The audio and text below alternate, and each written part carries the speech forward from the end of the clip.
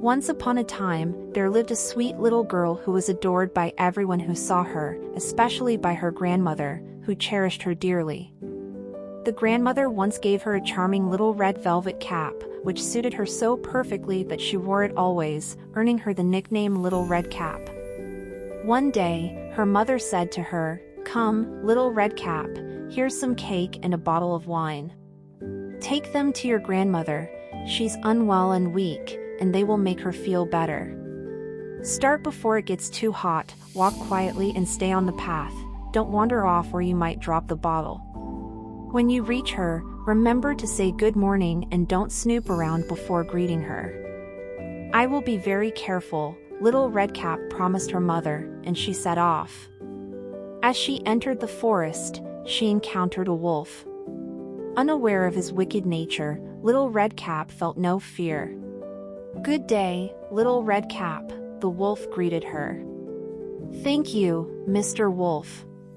"Where are you off to so early, Little Red Cap?" "To my grandmother's." "What's in your apron?"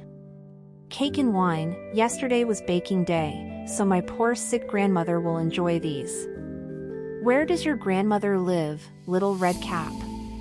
"A good quarter league further in the woods, her house is beneath 3 large oak trees with nut trees nearby." "You must know it," replied Little Red Cap. The wolf thought to himself, "What a tender young creature. She would make a better meal than the old woman. I must proceed carefully to catch them both." So he walked beside Little Red Cap for a while and then said, "Look, Little Red Cap, how lovely the flowers are around here. Why don't you take a moment to enjoy them? And don't you hear the sweet songs of the birds? You're walking so seriously as if heading to school, while everything in the woods is cheerful." Little Red Cap looked up. Seeing the sunlight dancing through the trees and pretty flowers all around, she thought, "Perhaps I should gather fresh flowers for my grandmother, she'd love that too. It's still early, I'll reach her on time." With that, she left the path and ventured deeper into the woods in search of flowers. Meanwhile, the wolf hurried to the grandmother's house and knocked on the door. "Who's there?" "Little Red Cap," the wolf replied. "I've brought cake and wine, please open the door." "Press the latch," called the grandmother. "I'm too weak to get up." The wolf opened the door, entered, and without a word, went straight to the grandmother's bed and devoured her. Then he dressed in her clothes, put on her cap, lay down in bed, and drew the curtains. Meanwhile, Little Red Cap, having gathered a bouquet of flowers, remembered her grandmother and resumed her journey to her cottage. She was surprised to find the door ajar. Entering cautiously, a strange feeling overcame her. "Oh dear, why do I feel so uneasy today? Normally, I love being with my grandmother." She called out, "Good morning," but received no answer. Approaching the bed, she pulled back the curtains. There lay her grandmother, with her cap pulled low over her face, looking very peculiar. "Oh, grandmother," Little Red Cap exclaimed, "what big ears you have." "The better to hear you with, my child," came the reply. "But, grandmother, what big eyes you have." "The better to see you with, my dear." "But, grandmother, what large hands you have."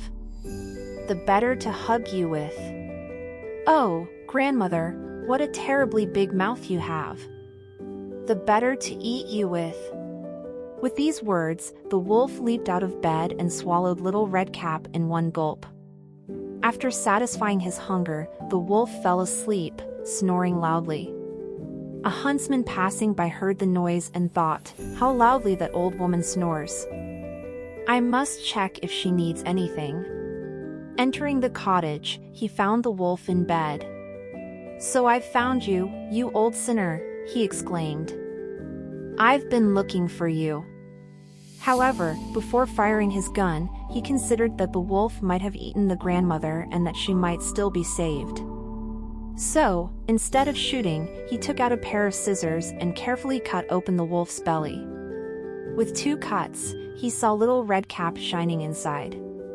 Making 2 more cuts, he freed the little girl, who exclaimed, "Oh, how frightened I've been." It was so dark inside the wolf. The grandmother also emerged, alive but struggling to breathe. Together, they filled the wolf's belly with heavy stones. When the wolf woke up and tried to flee, the weight of the stones caused him to collapse and die. They were overjoyed. The huntsman skinned the wolf and took the pelt home. The grandmother enjoyed the cake and wine Little Redcap had brought, recovering her strength. Little Redcap reflected, "As long as I live, I'll never stray from the path into the woods when my mother forbids it." It's also said that once, while taking cakes to her grandmother again, another wolf tried to tempt Little Redcap off the path. But she remained cautious, continuing straight ahead and telling her grandmother about the encounter. Together, they ensured the door was securely shut, thwarting the wolf's plans. Shortly after, the wolf knocked and pleaded, "Open the door, grandmother, it's me, Little Redcap, bringing you some cakes." But they remained silent, and the wolf circled the house several times before attempting to climb onto the roof, planning to follow Little Redcap home and attack her in the darkness. However, the sharp grandmother saw through his scheme. Outside was a large stone trough. She told Little Redcap, "Take this pail and fill the trough with water. Yesterday I made sausages, and the water I boiled them in is still useful." Little Redcap filled the trough until it overflowed. The scent of sausages reached the wolf, who peered down, stretched too far, slipped, and fell into the trough, drowning instantly.